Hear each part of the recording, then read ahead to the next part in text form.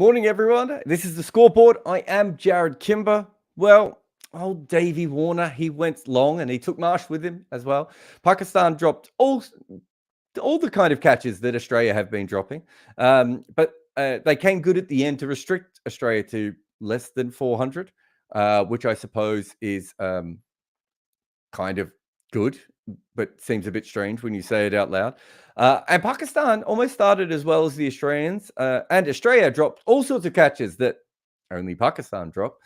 And Australia finally lost Maxwell as a safe option, but Stoinis did exactly what he needed to do, chipped in with a couple of huge wickets. And without vice captain Shadab Khan, the batting wasn't long enough once Adam Zampa took wickets. So Pakistan are only still in this tournament because it is endless. And doesn't matter how many games you lose in a row or anything like that in this tournament, you still get several more chances to come up with it. But Australia, check the bookies, they've gone into second favourite for the tournament, so even ahead of New Zealand. They're in at 4-1.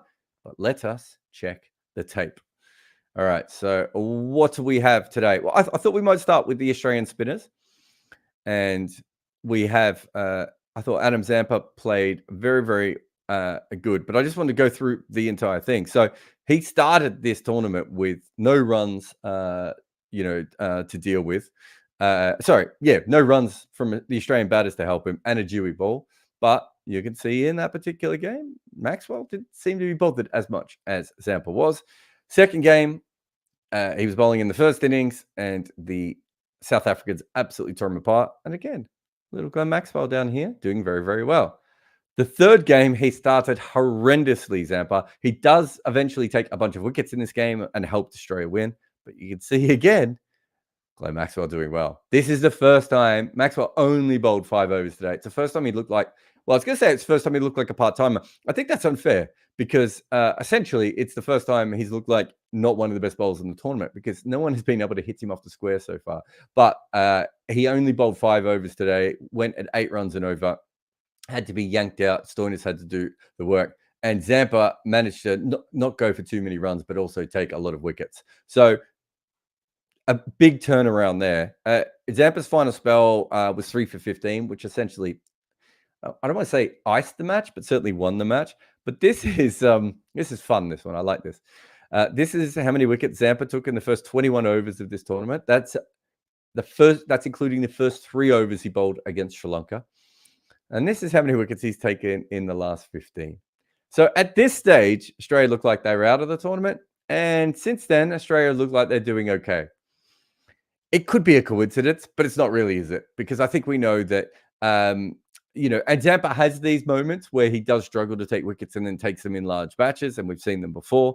But, in this particular game, you had to look at it. I think Pakistan was 4 wickets down when they were coming into around the 36, 38 over mark. And I remember thinking to myself, they're probably 1 or 2 wickets too many here because I thought that either, Zampa or Stark or even Hazelwood, I suppose, could take some wickets at that point. And that would have meant that they would have got into that tail, which was a little bit longer with Shadab not playing. But there's no doubt at the moment that Zampa is playing a very, very big part of it. He's not going to go back to being this bad, and he's not going to stay this good, of course. But somewhere in the middle is probably where Australia need him. They need that constant wicket threat. And even when Maxwell bowls good, Maxwell's not really a wicket taker. And the 3-seamers are the 3-seamers, right? They need Zampa to be able to pick up and help them in that middle section. But certainly did today and was a big reason why Australia won that game. However, it was not the only big reason. Well, actually, the other guy's a small reason, I suppose. But David Warner in World Cups. So he's among only 3 active players with 1,000 runs in World Cup cricket. He also has the 4th best average all time. Obviously, we talked about Rohit Sharma recently. AB de Villiers and Viv Richards, pretty handy players as well.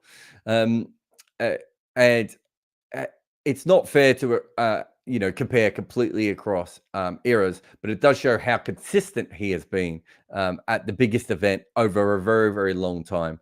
He was the 2nd highest run scorer in the last tournament as well. But specifically, he's not just good in World Cups, he's also good against Pakistan. These are all his ODI innings against Pakistan. You can see for the longest time, Pakistan were doing okay. This is back in 2012. And then of recent times, it's not been as good, has it? And we've seen him obviously make runs against them in Test cricket before, but he averages 60 and strikes at 99 against them in ODI cricket. You know, I don't know if this is because he likes the bowlers or the kind of way that they attack. But in this particular case, they did drop him a few times. I think they dropped him a few times when he made the big score in Test cricket against them as well. So they've got previous for allowing David Warner to make big scores, or assisting David Warner in making big scores against them. Maybe is the best way of looking at it. And today, I want to talk about the leg spin a little bit. I've already seen there's at least a couple of questions on Shadab Khan, and I'm doing a video just on Shadab Khan that will be out tomorrow. That will talk about everything when it comes to him. But specifically, I think they thought that Australia was slightly weaker against leg spin. Those numbers don't massively hold up. David Warner in this graph makes it look like Australia is terrible against leg spin, but this is their top 7 batters average 44, and their worst batter against leg spin is Alex Carey, who obviously wasn't in this side. But they wanted someone to strike in those middle overs. Leg spin is probably their better option. The issue for them is, Osama Mir coming into the side was absolutely fine. The problem was that they wanted him to bowl to this slot, and he bowled to this guy right here. And Warner is fantastic at milking leg spinners and scoring at them off a good rate, not being dismissed against them. And that really made it quite poor for Osama Mir's debut in World Cups, and not what Pakistan were hoping for. Not losing early wickets, of course. And Australia, Warner talked about this after the game, that he didn't want to, they went out of their way to make sure that they didn't lose any wickets in the first 4 or 5 overs, because they knew that after then, Pakistan just isn't anywhere near as dangerous. And, well, that opening partnership certainly told us about that. So he likes Pakistan. He likes World Cups. He likes leg spin, David Warner. Do you know what else he likes? Bengaluru. Well, Chinnaswamy. I don't know if he likes the whole. I don't know if he goes to Koshi's. He might go to Koshi's or one of the beer cafes. I don't know. I haven't seen him out and about. But the point is, this is his batting average in ODI cricket at Bengaluru, and this is his average in T20 cricket when playing in Chinnaswamy as well. Just absolutely makes a lot of runs there. You know, he's very, very used to that. That his T20 numbers, he averages. He averages 54, does it with a strike rate of over 10 runs and over. This is his second ODI 100 here in 3 games, hence the ridiculous average that he has here as well. He clearly loves batting at Chinnaswamy. Let's be fair, though. I would love batting at Chinnaswamy. I don't know what your batting talent is at home, but you would love batting there as well. But Warner specifically, of modern batters, really does enjoy that as well. So, you know, think about all those different things that came together for Warner. He was dropped. We all like that. Chinnaswamy, Pakistan, leg spin, World Cups. David Warner, huge innings for him. I think he now has 3 of the top 3 scores for Australia in terms of World Cups. But he did not do it alone. He quite literally had a partner in this one. This was Big Mitchell Marsh. Travis Head not being available is still a big issue for Australia. And look, it's going to stay an issue for quite a while. Marnus is still in the side. I might touch on that later. I can't... on my phone at the moment is probably about 30 messages from Australian people asking me why Marnus is in the side. But at the moment, Travis Head is opening the batting. He clearly prefers to play with the pace on the ball, loves hitting boundaries in the power play. This is his average when opening. This is average when not opening. Now, the one thing I would say is this is a little bit like the old Shane Watson figures when we used to see the same. For a lot of this time, he wasn't a fully functioning batter. He's improved a lot. He's got a lot more range in his batting. He's not as much hit for, dot ball as he used to be. But having said that, because of the way that he plays specifically against the new ball and the way that he can hit boundaries very, very easily without really even trying to overhit the ball, it just helps him a lot to be in that opening position. The other thing is that if he does bat at first drop, he's not going to face as much pace. This is today. You can see strike rate against pace is 150. and he was, in the mid 70s when he was going up against spin. Um, it's not just an intent issue, although sometimes it can be for him, but he can't attack spin in the same way. He's limited in the shots he can play against spin, whereas against pace, he can basically drive anything because he's massively tall. He's also very good at pulling balls that aren't even particularly that short. You can't give him any room either. So he's got a lot of different things going for him. Whereas you watch him against spin, he's kind of got the big drives or the slog sweeps. Everything else is maybe not as strong with him, and he struggles to put pressure back on them when they're bowling balls in the right area. But certainly very, very good 100 again today. Not bad when your makeshift opener is playing the way he did. Also interesting that he was slower than Warner when he got to his 100. We've seen Warner as an anchor for a very long time now. Gone to the days where Warner is flat batting Dale Steyn back over his head, partly because Dale Steyn's retired. But he has changed the way that he plays Warner. Whereas I think in Marsh's case, we certainly have something a little bit. I think today it was just the spinners that slowed him down. But that's the main reasons why Australia won. I just want to talk about a couple of other things that now that Australia is second favourite to win the tournament again, which is ridiculous. Ridiculous how fast the narratives have changed in this tournament. Talking about the bookies, it's okay if you don't have them as second favourite, but we are talking about the bookies there. I just want to talk about a couple of things that are still of interest. This was put up by Crick Viz after the Sean Abbott drop. So I think there was at least one more drop after this. So it is possible that at one stage during this World Cup, Australia had a drop percentage of 50% or even below or higher than 50% at that stage. They a little bit better than that. They took a couple of catches at the end. It is remarkable to think that the Australian cricket team, after 3.5 games in a World Cup, was catching 50% of their chances. Absolutely, and to be fair, Pakistan certainly were not quite at this level at times today. That first drop of David Warner was absolutely remarkable. So this is terrible, and obviously Australia need to fix this. Here's the thing. There's absolutely no way that Australia is going to stay anywhere near this 50%. They're probably, as I said, already lifted themselves a little bit. There will be a regression to the mean. This looks absolutely horrendous.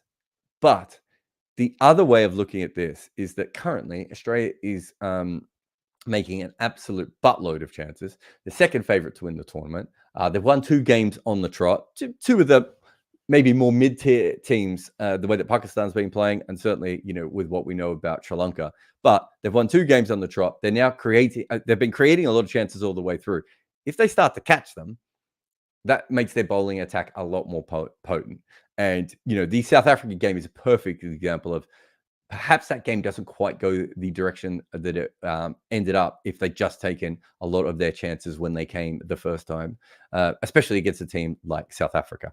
So, yes, this looks horrible. This is the perfect way of putting this is the glass is half full, not half empty. Even if in this particular case, also the glass is clearly half full of piss because they've pissed in their own drink at that point. But just wanted to bring that up. The other thing that I thought was quite interesting was Australia's collapse. Australia should have made 400 in this game. We can give credit to Pakistan for pulling it back. That's absolutely fine. But there are 2 reasons that Australia didn't make 400. So this is Australia's worm all the way through. You can see a bit of a slow start. They get to about here, absolutely explode. And then from here to here, so I think it's the first 17 overs, they made 143 runs. And in the next 17 overs, they made 116. Now, remember, they did that without losing any wickets. So these are set batters all the way through. All right. And you can say they got tired, except for the fact that David Warner kept batting for quite some time as well. So this, I think, is either 2 things happen. The first one is a problem that is going to come back to them all the way. Perhaps they slowed down a little bit when the spinners are on. I know they did attack the spinners, and obviously Moore went for 80 in his runs, but the other spinners, of course, that we're also talking about here. The other thing is, it is possible that they pulled back a little bit here because what they really wanted to do is turn it into a T20 at the end and explode. And this bit here, they actually lost 2 wickets. This is the Marsh wicket and then the Maxwell wicket back to back on this little section here. But it is something worth noting that I saw some people online saying that they were playing for their hundreds and that's why they slowed down. They actually slowed down well before then. I thought they really went back into their shells. Is it spin? Was it a mentality thing? I don't know. It felt to me like they got this part of the game slightly wrong. And then, of course, this is the end when they lose all these wickets and it completely stifles their ability to, put a bit of an upswing. They really should have scored over 400 one way or another in this. And, the one thing about the end specifically, and we can go through some of the wickets here. So this is Warner. He doesn't probably have the power to just muscle the ball down the ground like he used to with his shoulder. That's fine. Inglis trying to play the ramp shot. Seen him play that plenty of times before. No issue there. Stoinis probably just should have stood in his crease and smacked the ball back over his head. He's trapped. Labuschagne, you don't really want him in this situation at the end of the game. Sad face Marnus there. And then you've got the tail. So you've got a Stark here, and then I think Hazelwood will be the next wicket. This is fine. They still got well over 350, put themselves in a really good position to win that game. I know at times Pakistan had a chance of chasing it. Also, I don't think we should ignore that. The one thing I would say is Maxwell's going to come in a little bit earlier in this order. They still have Stoinis and Cummins later on. But you look at Stoinis' record in one-day cricket, and we know how hit and miss Cummins can be. Inglis has to prove himself, especially against pace bowling, playing all those shots at this level. They don't have that really cool kick-on ability if Marsh, Smith, Warner, Maxwell are not in the crease and set. So if they don't really have that sort of Klaasen, Miller, even Janssen type of striking, they don't have that. I don't know what India's lineup is at the moment, but if we go back a little bit, they don't have that sort of KL Rahul, Hardik, Jadeja, or you go back to the great England lineups, or even current, that sort of ability to have Livingston, Mo if he's in the side, Curran. It's just not quite as solid for that part of the innings. I don't think it's a weakness or anything because there's plenty of guys, even all the way down to Stark, you can get sixes. Adam Zampa would claim that he can get sixes as well. But again, we're looking at them now through the lens of they've won 2 games on the trot and they're a potential, they're a second favorite according to the bookies as of this exact minute to win this tournament. We still haven't seen them be thorough all the way through a game yet. All right. So if you take out the first 2 losses, fine. That obviously were patchy and poor at times in those games. They were poor in the way that they bowled against Sri Lanka up front. They didn't kick on the way that they should have in the last 10 overs here, and then let Pakistan at least set themselves up for a potential run at this chase. I'm only pointing this out because, a couple of days ago, we were talking about a team who was going home early. Well, can you actually go home early from this tournament? I'm not sure that's the right way of putting it. And now we're looking at them as potential winner. So just putting all that out there, but let's have a look at Pakistan, which may not matter as much because they might be going home. Not early, of course, but they might be going home before the finals. Saud Shakeel. So I think he's a really interesting batting prospect. He seems to have 7 shots to be able to play against the spinners for every ball that they bowl, although he has now been dismissed a lot by ODI cricket. And this is something I was looking up today. And at first, this didn't make sense to me. So I looked up to his strike rate and it instantly did. This is in Test cricket. So you can see against the spinners, you can get your 3 singles and over without any issue here. This is an incredibly low strike rate against seam bowling in Test cricket. Low sample size, he's still starting his career and everything else. But you can see it does also follow a similar pattern in ODI cricket so far. So he's striking about 81 against pace, and occasionally he's going to have to hit boundaries against it. And at the moment, I'm not sure he has a lot of attacking options against pace, which is remarkable because I think he has almost too many against spin. And so I think some of the reasons he's struggling a little bit more against spin in this World Cup is because he's over-attacking against it because he doesn't have this. And I just wanted to go into something today. Just this pull shot he plays against Pat Cummins. this is the wrong ball to play that shot. But I think this is one of the few shots he feels comfortable hitting a boundary. And at this stage, they needed boundaries. They needed one boundary and over. It's not a huge risky shot or anything like that. It's quite a wide ball, and it's maybe a little bit too full. It's like a combination ball, but also this ball ends up at cover. Kind of gives you a bit of an idea. You've either executed it wrong or picked the wrong ball when you play a pull shot to cover. Look, he's clearly a very talented player. I want to see more of him against high-level pace. I don't think it's that he can't play it. I do think he may not be able to attack it as much. So other teams might have a look at that. And then let's have a look at Pakistan's bowling. I think I'm trying to think of who did. It might have been when I was listening on the BBC today, where Hassan Ali. They were talking about in the press conference when the Pakistani journalist was saying to Hassan Ali, "You were supposed to have one of the best bowling attacks in the world coming into this tournament. What went wrong?" And Hassan Ali went, "Were we?" Really interesting little moment. I thought that was. It tells you that they're not quite as comfortable as they should be at the moment. So this is the team economy rates in this tournament. So I'll just take myself away from this for a second. Nope. I press the wrong. This is why Muku presses these buttons. I've got my own buttons, everyone. I don't need these buttons. But I just wanted to show you. So obviously this is Sri Lanka. And they've got caught on a couple of really good batting wickets. Don't have their two best bowlers. Didn't even have their other bowler. It's not great. We're not giving them excuses, but there's a reason why they're going for this. I don't know if Pakistan have been on. Pakistan have been on two of those batting wickets as well. But Pakistan should be striking and are also not striking. They really have been struggling. That was why they made the bowling change in this particular tournament, of course. You can see that kind of everyone else, outside of India and New Zealand, who no one has been hitting, but everyone else is at a kind of a similar level. Pakistan do have a bump up here. I think that they were pretty good with the ball between World Cups. Nazim Shah not being here is absolutely huge. Shadab not being able to land a ball. You probably don't want someone to make his debut in a World Cup against David Warner, for instance. But Haris Rauf has been really expensive as well. And Shaheen has not been at his best. I did like the way today he managed to take those 2 wickets with the older ball. That is a very good sign. I know he then cashed in at the end. But they just haven't looked like the Pakistan bowling lineup that we've been used to. Now, I'm going to show you this. There's some caveats. This is around the 15th over, I think. They put this up on the TV. Now, this is left-arm bowlers, right-arm bowlers bowling to a left-hand batter and a right-hand batter.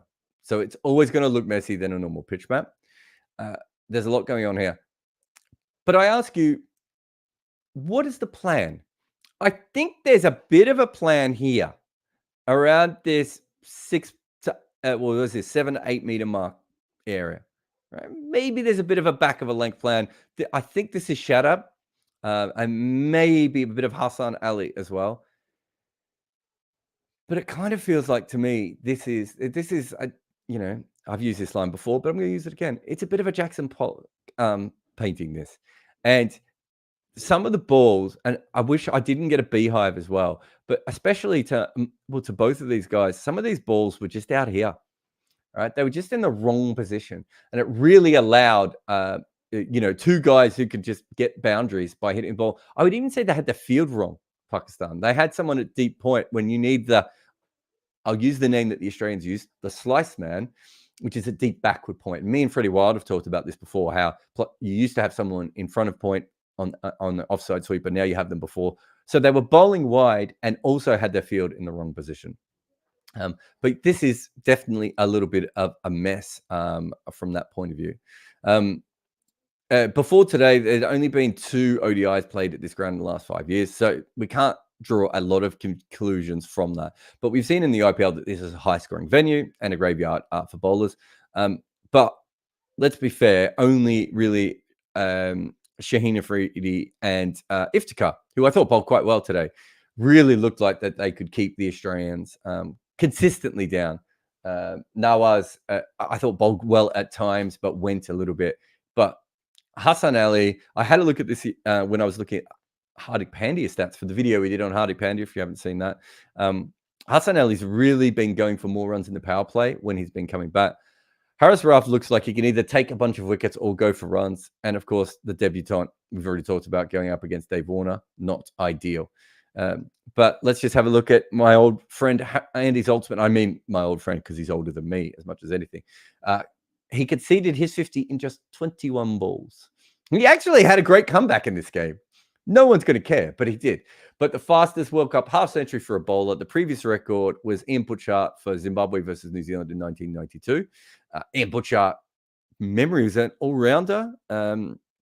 If you're a specialist bowler, you don't want to be there. But also Mitchell Johnson in that crazy game in 2015 when New Zealand were trying to score the runs in 5 overs to destroy Australia's net run rate and help their own. But yes, the point being, Harris Rauf did get better at the end, but certainly early on, he was just all over the shop, wasn't he? And then, we'll finish with just a little bit on Babar Azam.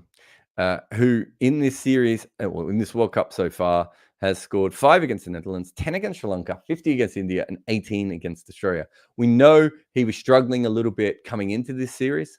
And look, he's not the first really good player to have a very bad World Cup. And they have so many games to go, could still end up with 600 runs, right?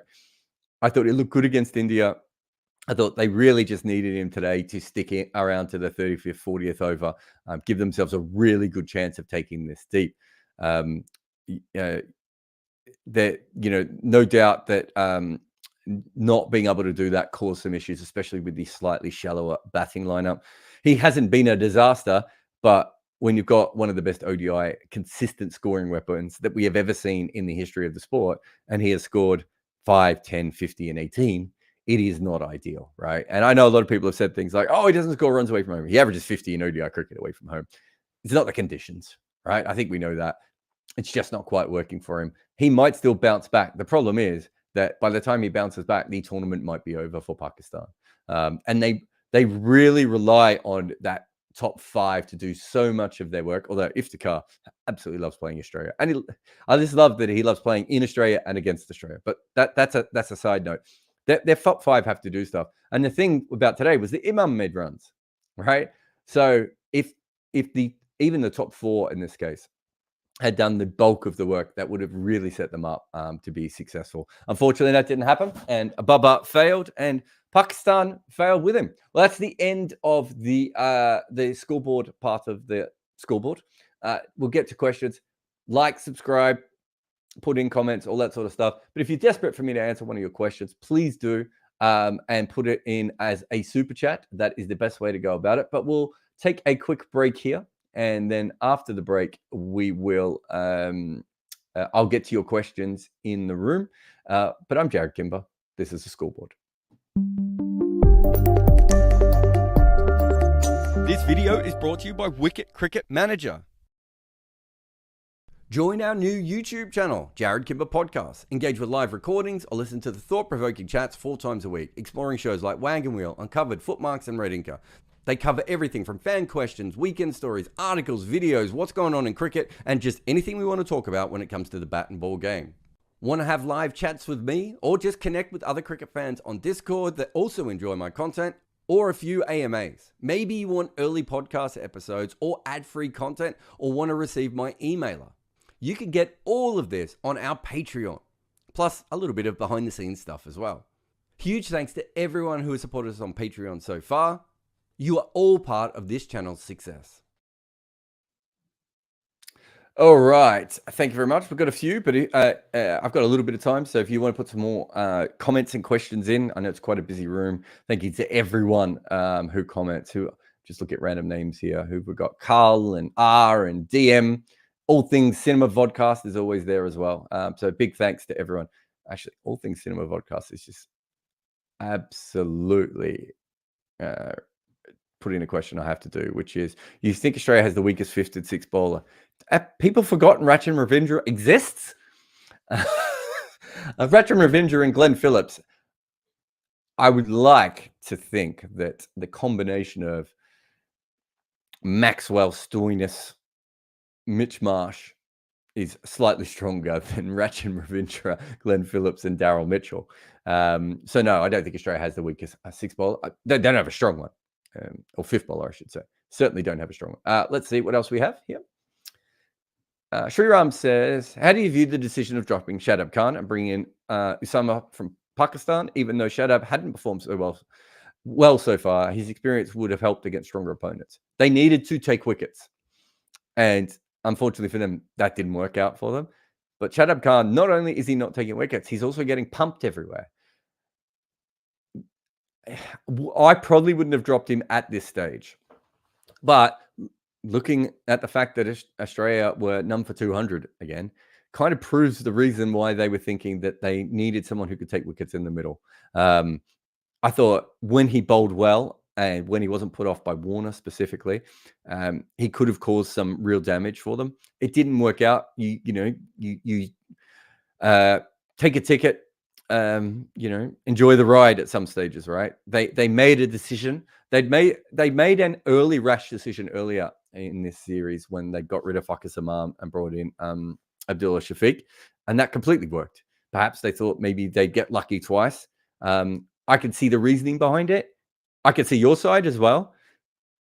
I think the bigger question is, how did they get to a position in the World Cup where their vice captain is in this kind of a form funk that they have to drop him after 3 games? That would be the bigger issue for me. Pakistan went 36 for 8 against India and 36 for 6 today against Australia. Do you think Pakistan probably has the worst middle order out of all the teams in this tournament? I'm trying to think of what is Sri Lanka's one is not brilliant, is it? I don't think it's about them having a bad middle order. I think it is that they are, and a team with a very, very strong top 4, let's say, and Saud Shakeel is maybe a little bit more of a risk batting at 5, but I think he's made a lot of runs, so they can back him.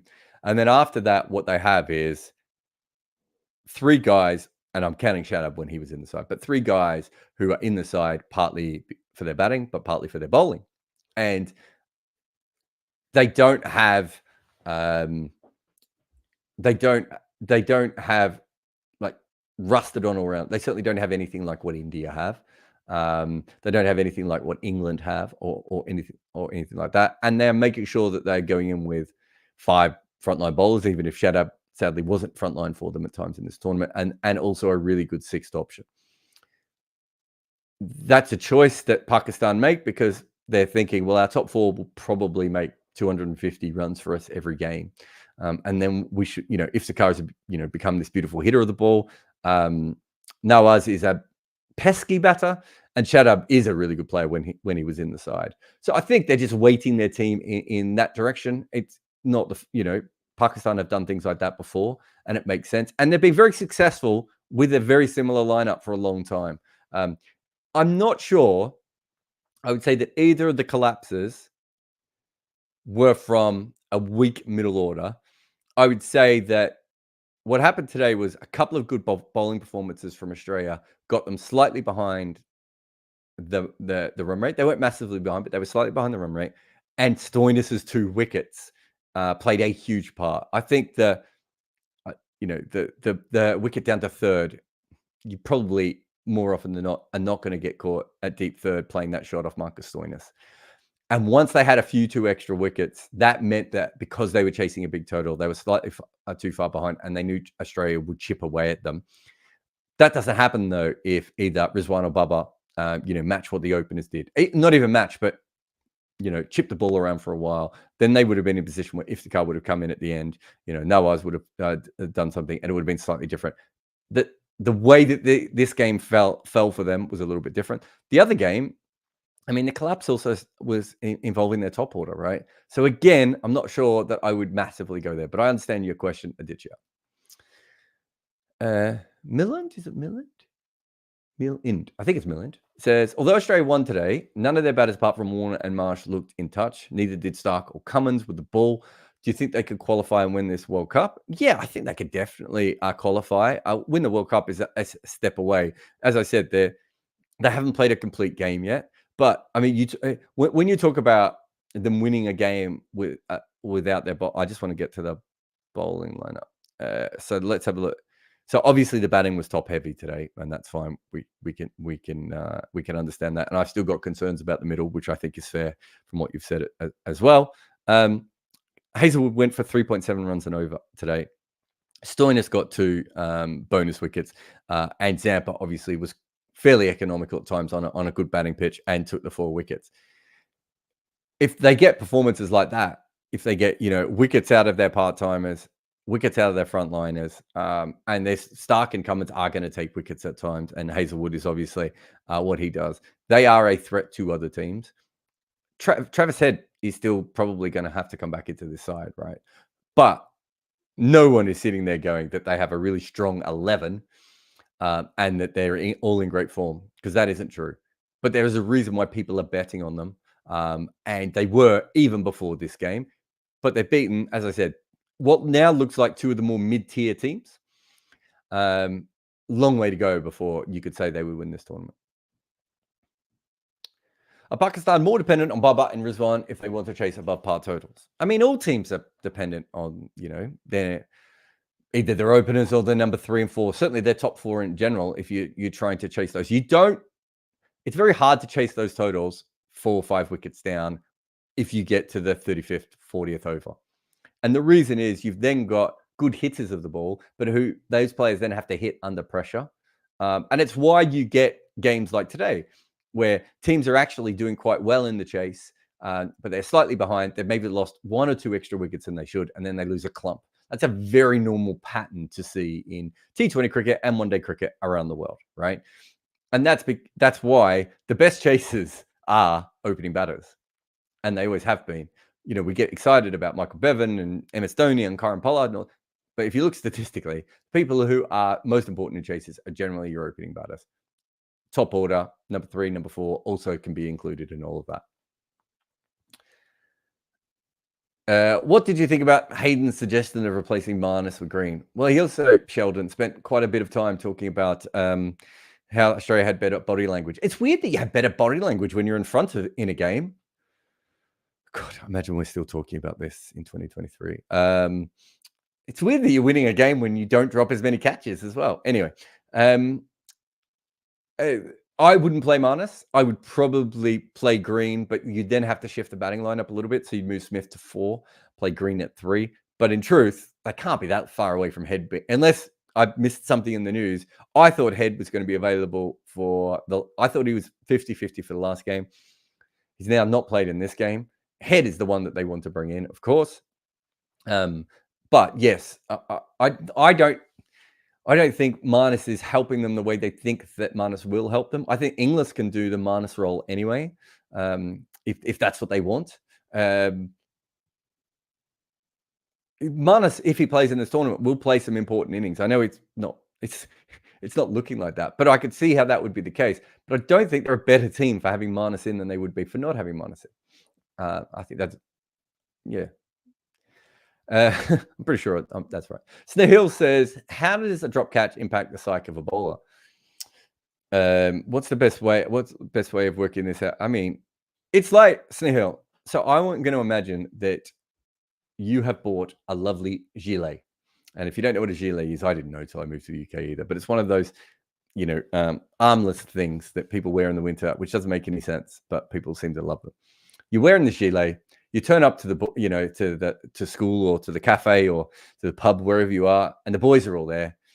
And one boy starts with, "Oh, new gilet, hey?" Suddenly, it's a very similar kind of impact, right? You're wearing it, you're feeling great, you turn up, and then they say something, and you don't feel quite as comfortable. Now, one comment, you probably will wear the gilet again. 2 and 3 comments, especially in close proximity, is an issue. Bowlers only come up with so many chances, right?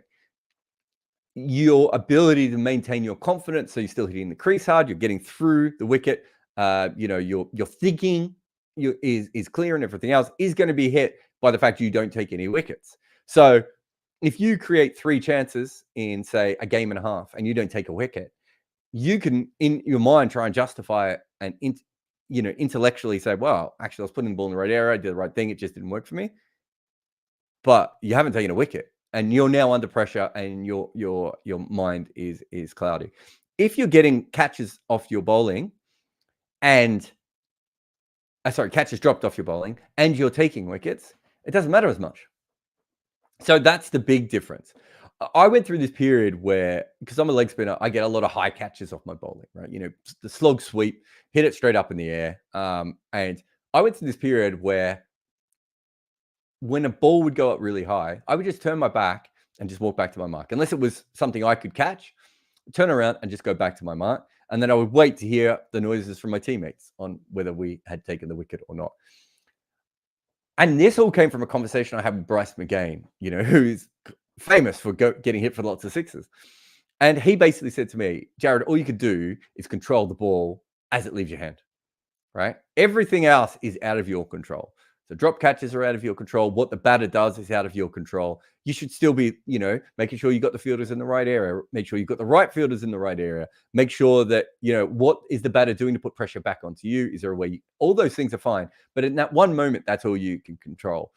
I don't know how many bowlers have that, but it's a really hard thing to do once someone's dropped 2 or 3 catches off you. So yes, it does impact your psyche and your confidence. But so can bowling a bad ball and getting a wicket give you confidence sometimes, unless you're Stuart McGill, and it seemed to make him really angry.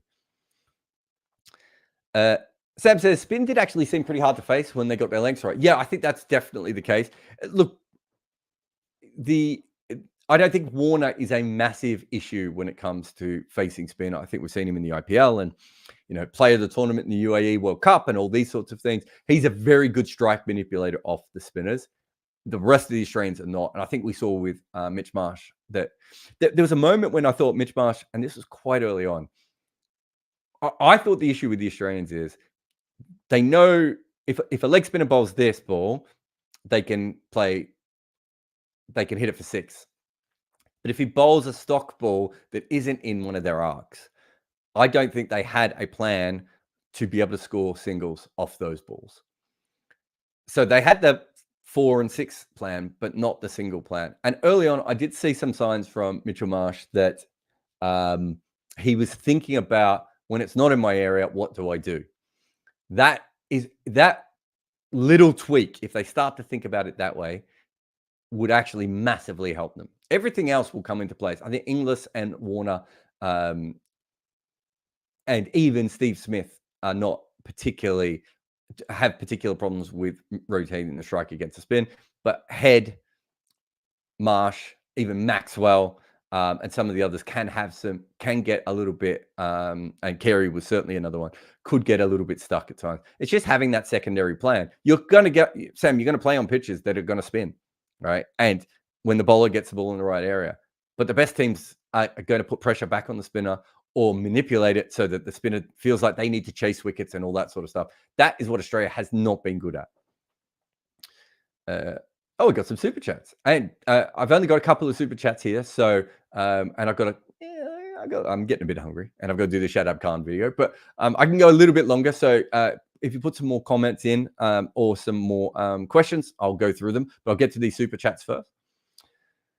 Vandana says, "Why is my screen so small today?" It is Vandana. There we go. Vandana says, "Any thoughts on marijuana in cricket?" Well, green tops. Many athletes from other sports use it, although there seems to be a problem with it in cricket, unlike liquor. There's a few sports that have started using it. I think it's one of those things that will happen in cricket. Remember that in some of those sports that allow marijuana, so the NBA, for instance, it's a lot more legal. There are parts of cricket where marijuana is very illegal, of course. And that would bring about other issues. It's the same when Steve Davis came out and everyone said, "Wow, it's not a big deal that a gay cricketer comes out." It's like, well, it's actually still illegal to practice homosexuality in some parts of cricket when he came out. It's a bit more of a big deal than people give it out to, and that's because cricket is such a vast international sport. Yeah, there are certainly some cricketers who started using it. I'm not an expert in any of this, Vandana, sorry, but is it the CBD products that don't have the marijuana leaf thing in them? I know we were contacted by some sponsors that were looking at doing stuff like that before, that have been trying to get involved. I know there was one former player who I believe was actually working with a CBD oil type company and everything else. I think it would naturally come into cricket because it's being used for pain medication, and also, that we're looking for performance enhancing drugs. We're not looking for someone smoking a joint and all those sorts of things. I think just the way that we think about those kinds of drugs has changed massively compared to where we were, when, was it the Pakistani players got caught smoking a joint? Is that right? So I think those things have changed. Thank you very much for the super chat. Kel says, just want to say thank you for the amazing videos and content. No, thank you, Kel, for your support and your super chat as well. Yeah, no, we finally think we've fixed some of the technical problems. I think the actual content we've been fine on, the technical things, and it's a combination of so many random small things. But when I changed my computer and we upgraded to Sonama on the Mac, that caused some problems. Using the wrong browser, there's a problem with the Ethernet. All these things that we had sorted for ages, me and Muku, all fell apart. But piece by piece, we're getting them together. But, Cheyenne and CS and Bayram and Ari, when they all chip in, have been doing great on that content side. And Junaid, Rakesh, AJ and Muku doing absolutely brilliantly with the editing. We're really happy with how our World Cup's gone so far. We've got another month of this content going ahead. Lots of big projects that we're working on, and also the daily stuff on this channel and also on the other channel. So thank you very much for your support. It all helps. Another super chat from Pavan comes in. Are Pakistan going conservative up front with the plans of going big at the end? If so, is it not a bad approach considering how pitchers have played in this World Cup? I'm assuming you mean the batting with that. Look, it's how they played for a long time. I think if you were to say to me, Pavan, that it is a bad plan, we've seen them be really successful in one-day cricket and in T20 cricket. They probably should have won one of the World T20s. I think them and England were the two best sides, but Australia won one of the titles, obviously with the Stoinis-Wade partnership there. It's a risky strategy when you are purposely batting a little bit more conservatively and putting pressure on the other side of the ball. And I think in T20 cricket, where they had more strike bowlers available to them, and where Shadab isn't a liability, they can certainly do that and still be quite successful. I think in this particular situation, if you are going to be slightly under par with the bat, not massively, I don't think they're that slow a team. If you're going to be slightly under par with the bat, you just need your bowlers to be average or better, and you get a chance. Well, as we showed before, their bowlers haven't been very good. They've got the second highest economy in the tournament. They're not taking the sort of wickets that they normally would. We're not seeing the bowlers have that kind of impact, Pavan, that they expect. So with that, if that's the way that the bowler is going to be for the rest of the tournament, I think the top order has to be more proactive. The problem with that is, as we've already pointed out, they have, 6, 7, and now 8. They have players who can hit the ball, but maybe not, they don't have Jadeja at 7, right? It's a very different kind of lineup. And so they're going to have to bat slightly more within themselves. And I understand what you're saying from the pattern of the thing. I think you have to go with your strengths at a certain point as well, and maybe not working ideally for them. Thank you very much, everyone. I will take another quick break. I'll have a look at the chat. Obviously, any super chats I'll get to, but any other interesting questions from the end, thank you very much for your support.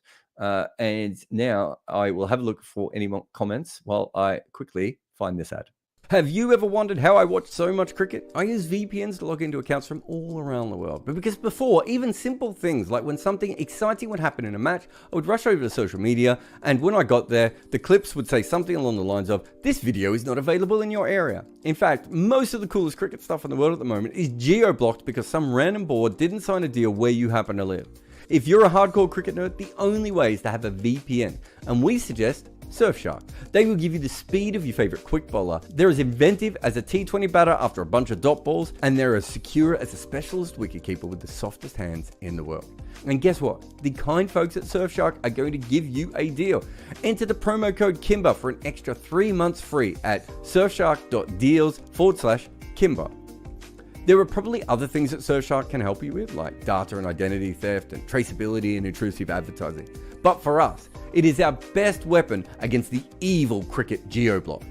Go to Surfshark and type my name in, KIMBER, and get 3 months free today.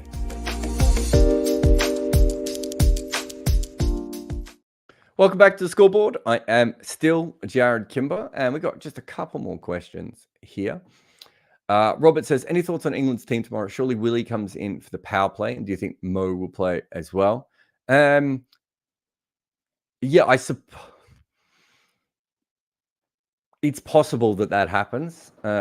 It very much changes, I think, the dynamic of England's side from the Willie perspective, but I don't think they can keep playing Wokes and Curran together. So one of them is going to have to pause, and at least Willie gives you some batting, even if his batting is not quite as strong in one-day cricket as it is in T20 cricket. Mo and Ali, I can't even remember what ground it's on. I usually put all the schedule up so I can just look over here during a live and work out which pitch it is and everything else with Mo. I wouldn't have thought they're in a rush to bring Mo back, but perhaps if they were to lose Wokes and Curran, then Moeen would have to come back in. But I don't think they would do that right at the moment. Darth Vader says, not the Darth Vader, by the way. Why didn't Rauf play more games for South Africa? By all accounts, he seemed like a pretty good bowler and a decent bat in the first few games he played for them.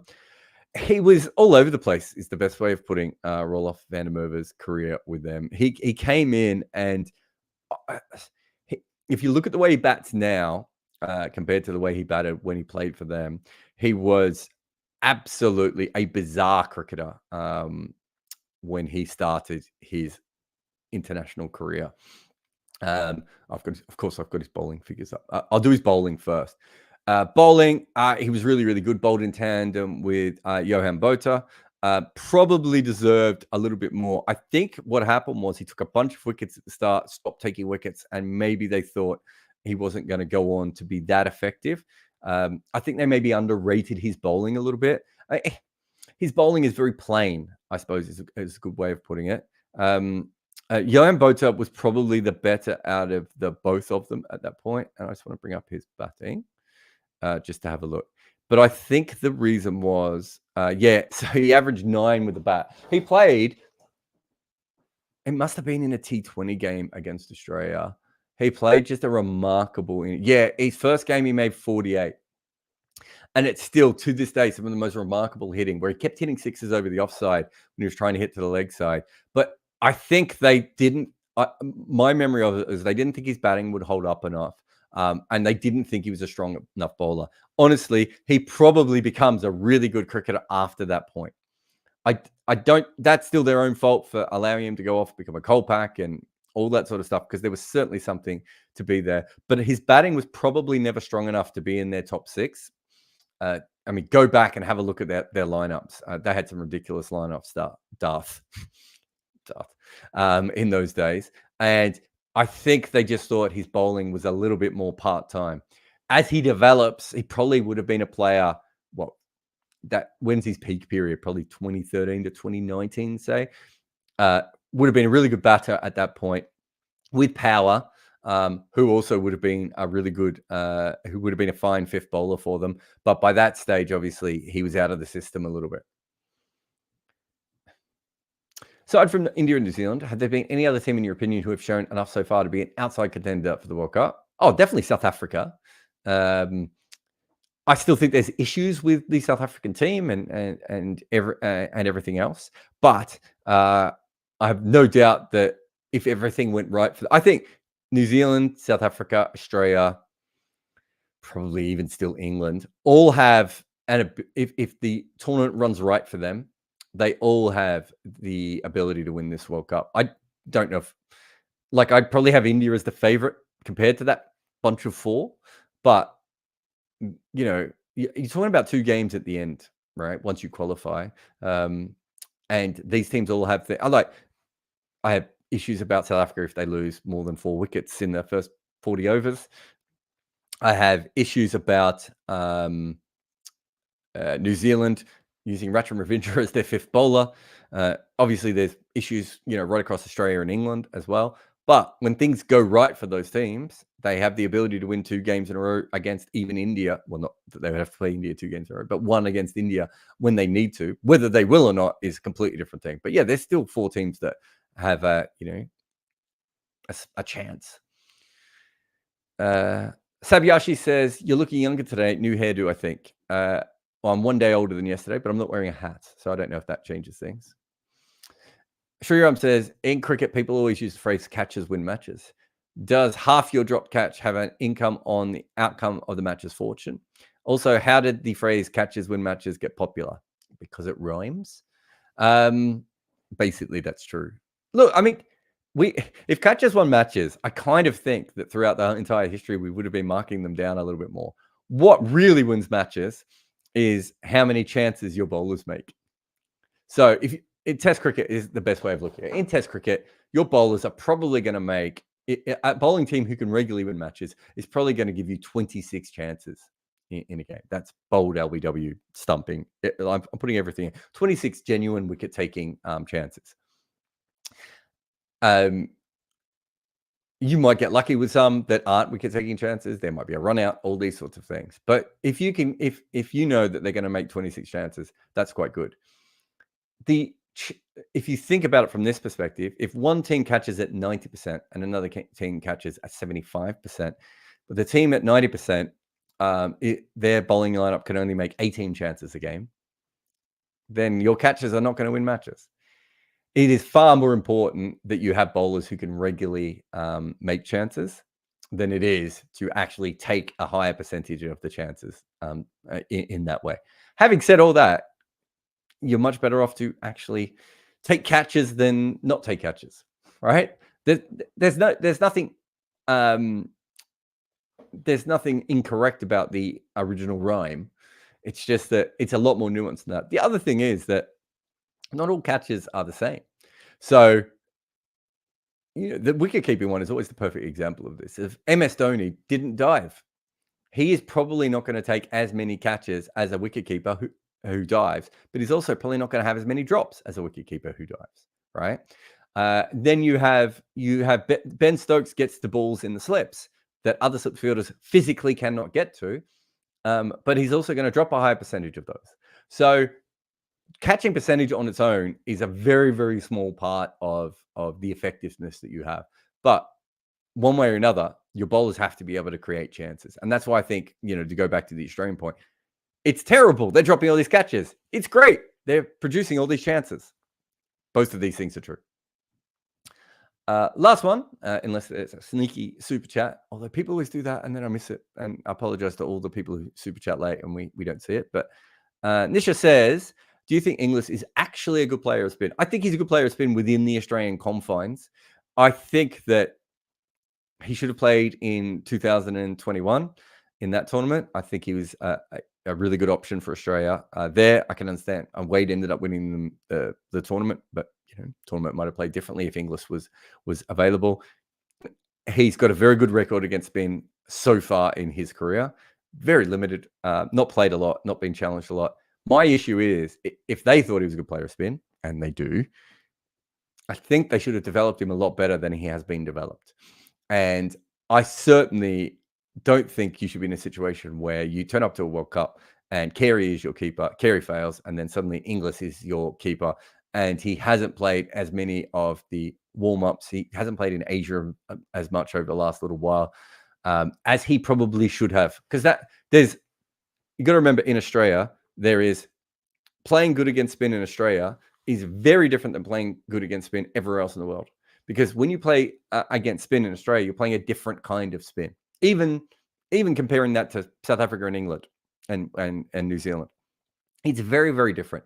So having a player who's good against spin is a fantastic way to start, but you need to develop them to make sure that they're good specifically against spin in Asia, because that's when it's going to be of its most useful to you. I don't know if Inglis was developed in the way that I would have liked him to be developed, but part of the reason is they used Wade in that other World Cup, and they thought Carey was better than him.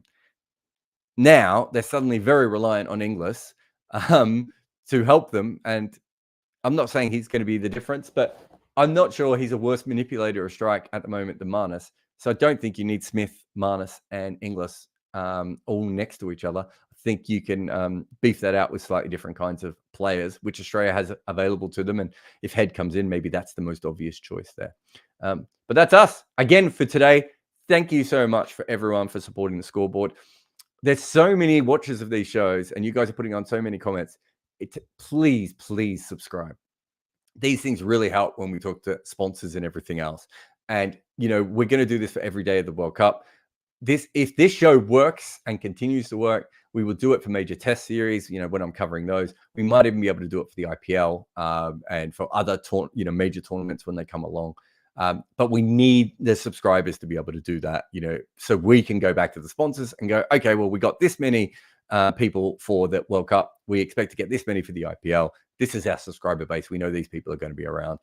Australia, England, India would be another perfect case where we could do the scoreboard. We've done it before for World Cup and Australia, India. We'd like to continue to do it for major series.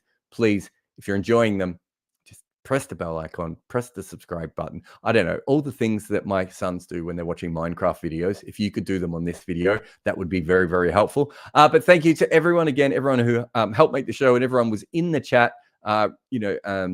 All your support is so valuable to us. Like, subscribe, share, comment, all those things. And we will see you again next time.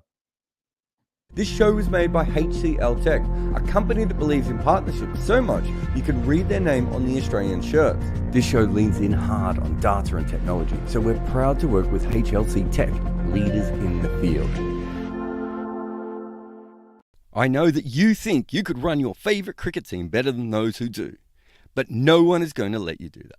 So why not try Wicket Cricket Manager to satisfy that urge? Pick your nation, pick your league, pick your players, and yell at them when they do poorly. You can find it in the links below or by searching for Wicket Cricket Manager in your app store today.